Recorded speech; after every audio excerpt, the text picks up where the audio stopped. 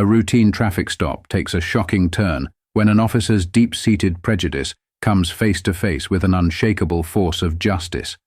What unfolds next will challenge everything he thought he knew and leave an entire department reeling. This version plants the seeds of tension and curiosity without giving away the key twists, encouraging the viewer to keep watching to find out what happens. The sun was setting behind a line of tall pine trees, casting long shadows across the winding country road. The occasional chirp of crickets and the low hum of tires on asphalt filled the air. Officer Jake Reynolds, a seasoned cop with over a decade on the force, leaned back in his patrol car, sipping a lukewarm cup of coffee as his radar gun rested on the dashboard. It was a quiet evening, the kind he relished. No major disturbances, just a few speeding tickets here and there.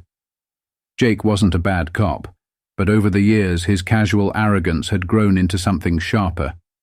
He carried himself with an air of superiority, quick to judge and quicker to dismiss anyone he thought didn't measure up.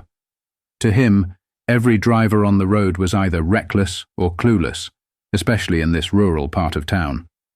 As his radar beeped softly, signaling an approaching car, Jake glanced up and smirked. A black SUV was approaching, its speed just a few miles over the limit. He flicked on his lights and sirens, signaling the driver to pull over. The SUV obediently slowed down and eased to the side of the road. Jake adjusted his belt and stepped out of the car, his boots crunching against the gravel. He strolled toward the SUV with his usual swagger, already forming his assumptions about who might be inside. As he approached the driver's side window, the glass rolled down smoothly, revealing a poised black woman in her late 30s. She wore a sharp navy blazer over a white blouse, her hair perfectly styled, her expression calm but unreadable. "Evening," Jake began, his tone clipped. "You're going a little fast there, ma'am. License and registration, please." The woman reached into her purse without a word, pulling out her documents and handing them to him. Jake glanced at the license and smirked slightly, though he couldn't quite place why. Her name, Kendra Harris, sounded familiar, but he dismissed the thought. "Where you headed in such a hurry?" he asked, leaning against the car door with a hint of condescension. "To work," Kendra replied simply, her tone measured. Jake raised an eyebrow. "Work, huh? This late? What kind of work do you do?" Kendra's lips curled into a faint smile, though her eyes remained steady. "I'm starting a new job today." Jake chuckled. "Well, don't let me keep you. But speeding's not exactly the best way to make a first impression, is it?" Kendra said nothing, letting the moment hang in the air. Jake was used to having the upper hand in these encounters, and her calm demeanor was unsettling. He leaned closer, his voice dropping slightly. "You know, a little respect for the law goes a long way. Maybe next time you'll think twice before speeding through my town." Kendra's smile didn't falter, but her gaze sharpened. "Thank you for the advice, officer. Is there anything else?" Jake straightened up, the subtle challenge in her tone irritating him. "Just stay put while I run your plates," he said curtly, walking back to his patrol car. As he typed her information into the system, a small frown crept onto his face. There was nothing suspicious, but something about her name kept tugging at the edges of his memory. Who was Kendra Harris? And why did he feel like he'd heard her name before? Inside the SUV, Kendra sat quietly, her hands resting on the steering wheel. She glanced at her watch and exhaled deeply. Her first day on the job hadn't even begun, and already she was being tested. But she wasn't surprised. She had dealt with men like Officer Reynolds before, men who underestimated her, who judged her before knowing her. Today would be no different, except for one key detail. Today, Kendra Harris was no ordinary driver. She was Cedarville's newly appointed police chief. As Jake walked back to her car, still oblivious to who she was, Kendra steeled herself for what she knew would come next. This wasn't just a traffic stop. It was the start of something much bigger. As Jake approached the SUV, his demeanor was different, sharper, more scrutinizing. He handed Kendra back her documents with a half smirk that barely hid his condescension. "Well, Ms. Harris, looks like you're clean, but let me give you some friendly advice. This isn't the city, and we take things like speeding and reckless driving very seriously around here." He folded his arms, leaning slightly closer. "You're lucky I'm in a good mood tonight." Kendra remained calm, her expression unreadable. She looked at the documents in her hand, then back up at him, her gaze steady. "I appreciate your concern, officer, but I assure you, I'm well aware of the law." Jake chuckled under his breath, as if her words amused him. "Sure you are. Just be more careful next time." He tapped the roof of her car twice, a casual gesture that carried more arrogance than authority, and started to walk back to his patrol car. But before he could take more than a couple of steps, Kendra spoke again, her tone carrying a quiet but unmistakable authority. "Officer Reynolds." Jake froze mid-step, his name cutting through the quiet evening air. He turned slowly, a puzzled look crossing his face. "Yeah?" Kendra opened her car door and stepped out, her polished shoes crunching on the gravel.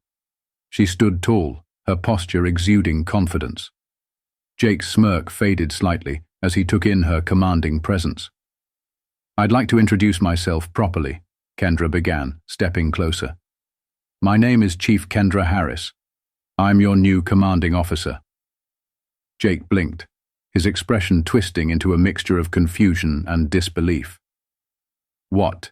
he stammered, his tone teetering between nervous laughter and genuine shock.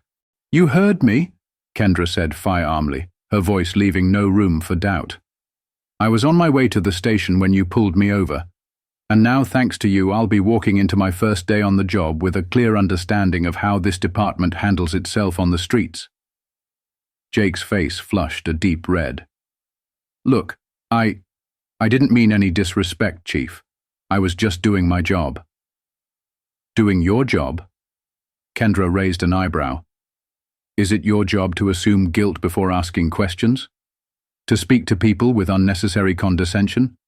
To judge them based on nothing more than your own biases?"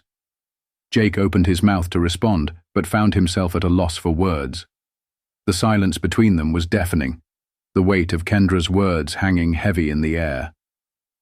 Kendra took a step closer, her voice calm but cutting. "You represent this department, Officer Reynolds. Every time you put on that uniform, you're not just enforcing the law, you're shaping how this community views us. And tonight you made it clear that respect isn't a priority for you." Jake swallowed hard, the reality of the situation beginning to sink in. He glanced around as if looking for a way out, but there was none. This was no longer a routine traffic stop. This was a reckoning. "I'll see you at the station," Kendra said, her tone leaving no room for argument. "And I suggest you think long and hard about what just happened before you report in." With that, she turned and stepped back into her SUV, her movements measured and deliberate. Jake stood frozen as she drove off, the sound of her tires fading into the distance. The quiet night suddenly felt suffocating, the weight of his actions pressing down on him like a heavy stone. Jake slowly walked back to his patrol car, his mind racing. His first impression of his new boss had been nothing short of catastrophic, and he knew it. But what he didn't know was that this encounter would mark the beginning of a journey that would force him to confront not just his biases, but the culture of the entire department. The morning air outside the precinct buzzed with the usual mix of chatter and the hum of patrol cars pulling in and out. Officers stood in clusters, exchanging stories about their shifts. But today, an unusual tension hung over the station. The rumor mill had been in overdrive since news broke that the new chief would be starting today, and that her first impression of one officer had already made waves. Jake sat in his patrol car in the lot, gripping the steering wheel tightly. His mind replayed the night before like a broken record, each detail sharpening his unease. He had thought nothing of his tone, his demeanor, or his assumptions. Now he could see them for what they were, the very things that had fostered a toxic culture in the department for years. And he had unwittingly laid it bare in front of the one person who could change everything. Finally, he forced himself out of the car, his uniform feeling heavier than usual. He straightened his tie, took a deep breath, and walked into the station. Inside, a crowd of officers and staff had gathered in the briefing room, the air thick with anticipation. Jake spotted familiar faces, some curious, some skeptical, and a few outright dismissive. At the front of the room stood Chief Kendra Harris, dressed sharply in her uniform, her presence commanding but not overbearing. She was speaking to Captain Morales, her second in command, as she prepared to address the department for the first time. The room fell silent as Morales stepped forward. "All right, listen up," he announced, his deep voice cutting through the tension. "As you all know, we have a new chief. She's here to bring fresh perspectives and high expectations, so I trust you'll give her your full attention." With that, he stepped aside, and all eyes turned to Kendra. She took the podium, her expression calm but resolute. "Good morning," she began, her voice steady and firm. "I'm Chief Kendra Harris. Before I say anything else, let me make one thing clear. I am here to lead, but I am also here to listen." The room remained silent, officers exchanging cautious glances. Kendra continued, her gaze sweeping across the room. "This department has a reputation, not just within this community but beyond it. Some of that reputation is earned, and some of it is unfairly cast. My job is to ensure that we live up to the best parts of our mission and root out anything that gets in the way of serving and protecting this community with integrity." She paused, letting her words sink in. "Last night, I had an encounter with one of your own. It was an illuminating experience that confirmed what I suspected about some of the challenges we face as a department." Jake felt his stomach drop. He avoided eye contact, keeping his focus on the floor. "I won't name names," Kendra said, her tone even. "But I will say this. The way we treat people, whether they're civilians or colleagues, defines who we are. Every decision we make, every word we say, reflects not just on us as individuals, but on this badge and what it stands for." The room was dead silent, the weight of her words settling over everyone present. Kendra stepped back from the podium, her expression softening slightly. "I'm not here to tear anyone down. I'm here to build this department into something we can all be proud of. That's going to take hard work, accountability, and sometimes uncomfortable conversations. But if you're willing to meet those challenges, you'll find me to be fair and supportive." She glanced around the room, her gaze landing briefly on Jake before moving on. "I look forward to working with all of you. Captain Morales will distribute assignments for the week. Thank you." The room erupted into murmurs as Kendra stepped away from the podium. Jake felt the blood drain from his face. She hadn't called him out directly, but her message was unmistakable. He wasn't just facing a new chief, he was facing himself and everything he'd let slide for years. As the meeting dispersed, Kendra approached Morales, discussing a stack of case files. Jake hesitated, then slowly walked up to her, his palms sweaty. "Chief Harris," he said, his voice low. Kendra turned, her expression unreadable. "Officer Reynolds," Jake swallowed hard. "I just wanted to apologize for last night. I was out of line." Kendra studied him for a moment, her eyes searching his face. "Do you know why you were out of line, Officer Reynolds?" Jake hesitated, then nodded. I assumed things. About you, about your intentions. I let my biases take over." Kendra nodded slowly. "Acknowledging it is a start, but an apology alone doesn't change anything. If you're serious about making things right, show me. Show this department. Show this community." Jake nodded again, his face set with determination. "I will, Chief." Kendra stepped closer, her voice soft but firm. Good, because this isn't just about you, Officer Reynolds. It's about everyone you encounter. Remember that. Jake stood there for a moment, her words echoing in his mind as she turned back to her conversation with Morales. He walked away, feeling a mix of shame and resolve. This was his chance to make a change, not just for the chief, but for himself. The precinct buzzed with renewed energy as officers dispersed to their assignments. Some whispered about the new chief's commanding presence, while others speculated about her plans for reform. The mood was a blend of skepticism and cautious optimism. For Jake, however, the weight of the morning lingered heavily on his shoulders. He returned to his desk, the words of Chief Harris echoing in his mind. This isn't just about you. It's about everyone you encounter. He replayed the traffic stop in his head, the tone of his voice, the assumptions he'd made, and the way he'd dismissed her humanity. It wasn't just a mistake. It was a reflection of something deeper, something that needed to change. Jake didn't have time to wallow in self-reflection, though. The radio on his desk crackled to life, dispatch calling out a situation requiring immediate response. "Reynolds, you're up," Morales called from across the room. "Domestic dispute on 8th and Main. Take Andrews with you." Jake grabbed his gear and met his partner, Officer Andrews, by the squad car. Andrews, a younger officer with only a year on the force, was already buckling his vest.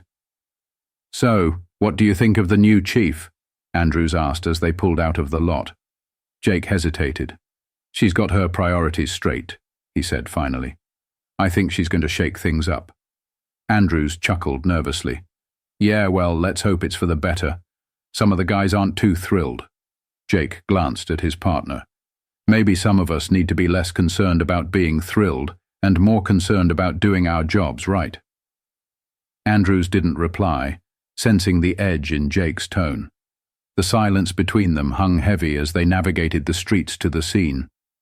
At the address, a small brick duplex with peeling paint, a woman stood on the porch clutching a young child to her chest. Her face was red and tear-streaked, and she looked up with a mixture of fear and desperation as the officers approached.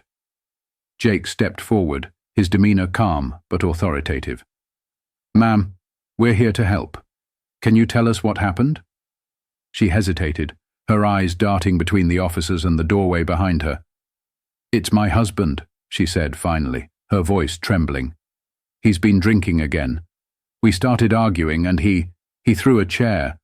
I don't want him to hurt anyone." Jake nodded. "Is he still inside?" "Yes," she whispered. "In the living room."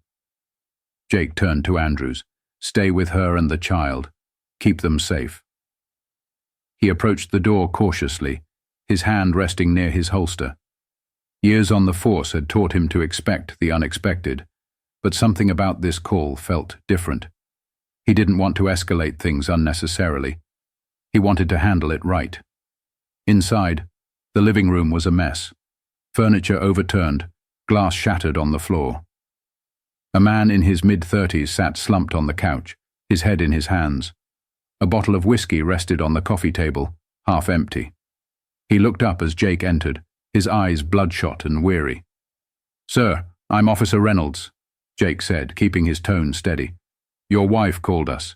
She's concerned about the situation here." The man sighed heavily, running a hand through his disheveled hair. "I screwed up," he muttered. "I didn't mean to scare her. I don't know what to do anymore." Jake softened slightly, lowering his voice. "We all make mistakes. But the important thing is making sure everyone's safe, including you. Can we talk about what's going on?" The man hesitated, then nodded. Yeah, okay." Back at the precinct later that day, Jake replayed the call in his mind. It had ended peacefully. The man had agreed to seek help, and his wife and child were placed with family for the night. Jake couldn't shake the feeling that something had shifted in him. For the first time in a long time, he felt like he had done more than just respond to a call. He had made a difference. As he filed his report, he noticed Chief Harris walking through the bullpen, her sharp gaze scanning the room. Jake caught her eye and stood up. "Chief," he called out. She approached, her expression neutral. "Officer Reynolds, something you need?" Jake hesitated, then held out the report. "Just finished a call. I think it went well, but I'd appreciate your input. I want to make sure I handled it the right way." Kendra studied him for a moment, then took the report. She flipped through the pages, her face unreadable. "Good work," she said finally, handing it back. "You de-escalated, prioritized safety, and made a connection. That's what this job is about." Jake felt a wave of relief. "Thank you, Chief. I'm trying." Kendra nodded. "Keep trying, Officer Reynolds. Every day." As she walked away, Jake felt a renewed sense of purpose. He wasn't just working under Chief Harris, he was learning from her. And for the first time in years, he felt like he was part of something bigger than himself. The following weeks brought a palpable shift to the precinct. The changes Chief Kendra Harris implemented weren't just procedural, they were cultural. Officers attended mandatory sensitivity and de-escalation training. Community liaisons were introduced, creating direct lines of communication between the department and the neighborhoods it served. Kendra wasn't interested in making superficial adjustments. She wanted transformation. The officers initially resisted the changes. Some grumbled in private, while others outright questioned her decisions during meetings. But Kendra never wavered. She addressed every concern with precision and an unwavering sense of purpose. She wasn't just asking her team to improve, she was leading by example. Jake found himself thinking deeply about his role on the force. Chief Harris's presence had a way of forcing self-reflection. He began to notice the things he'd once ignored, his colleagues' offhanded remarks, the subtle biases in how calls were handled, the assumptions even he had made. One morning, Jake walked into the break room to find a group of officers huddled together, their laughter low and conspiratorial. One of them, Morales, was recounting a story from the previous night's patrol. "And then the guy starts preaching about how the police are supposed to protect him. I told him, 'Buddy, protect yourself first.'" The others chuckled, but Jake felt a knot form in his stomach. A month ago, he might have laughed too. Now he couldn't ignore the dismissive tone or the way it mirrored the attitude he'd had during the traffic stop with Chief Harris. "You think that's funny?" Jake said, his voice cutting through the laughter. The group turned to him, surprised. Morales raised an eyebrow. "What's your problem, Reynolds? You've been acting different." Jake crossed his arms. "My problem is, we're supposed to be better than this. If you don't take the people we serve seriously, why are you here?" Morales smirked, shaking his head. "Looks like the chief's gotten to you." Jake didn't flinch. "Maybe she has. Maybe that's a good thing." The room fell silent. Jake could feel their judgment, but he didn't care. He'd spent too long ignoring what was wrong, and he wasn't going to do it anymore. That evening, Jake found himself walking into one of the department's community meetings, a new initiative started by Chief Harris. Residents filled the room, their faces a mixture of hope and apprehension. Kendra stood at the front, her posture commanding but approachable. "Good evening," she began, her voice steady. "We're here tonight to listen. This isn't just about telling you what we're doing. It's about hearing your concerns and working together to create solutions." Hands shot up immediately. One by one, residents shared their frustrations and fears. They spoke of feeling targeted, unheard, and unsafe. Kendra listened intently, taking notes and nodding thoughtfully. Jake, seated near the back, felt a pang of guilt as he recognized himself in some of their stories. Finally, a young woman stood, her voice shaking with emotion. "I just want to feel like my kids can walk home from school without being harassed," she said. "Is that too much to ask?" Kendra met her gaze. "No, it's not," she said firmly. "And I promise you we're going to do better. But we can't do it alone. We need your help to hold us accountable." The meeting left Jake feeling both inspired and unsettled. As he walked out of the building, he spotted Kendra standing by her car, reviewing her notes. Summoning his courage, he approached her. "Chief," he said. She looked up, her expression unreadable. "Reynolds, what's on your mind?" He hesitated, then spoke. "I want to thank you for everything. You've made me see things differently, and I'm trying to be better. I know I still have a lot to learn, but I'm committed to improving." Kendra studied him for a moment before nodding. "That's good to hear, Reynolds. But remember, it's not just about you. It's about the people we serve. Keep that in mind, and you'll be on the right track." "I will," Jake said earnestly. As Jake drove home that night, he felt a sense of clarity he hadn't experienced in years. He'd joined the force to make a difference, but somewhere along the way, he'd lost sight of what that meant. Chief Harris had reminded him, and the entire department, of their responsibility. Back at the precinct, Kendra sat alone in her office, reviewing the day's events. The road ahead was daunting, but she felt a deep sense of purpose.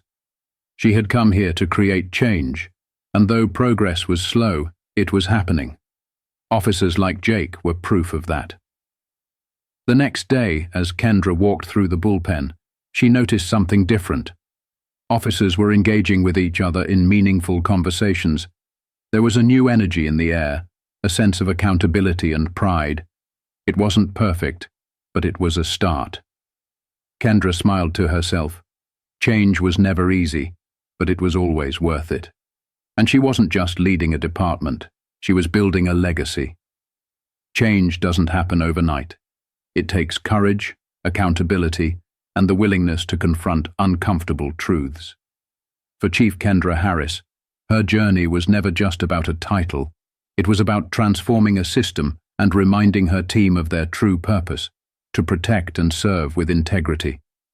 And for Jake Reynolds, it was about redemption, learning that the badge he wore wasn't just a symbol of authority, but a responsibility to do better every single day. Woman on her way to work. Little does he know, she's not just another driver, she's his new police chief. This powerful story unravels the tension, challenges deep-seated biases, and highlights the transformative power of accountability and leadership. Witness how a single encounter becomes a catalyst for change, reshaping the culture of an entire department and the lives of those involved. This is a tale of prejudice, redemption, and the unyielding pursuit of justice.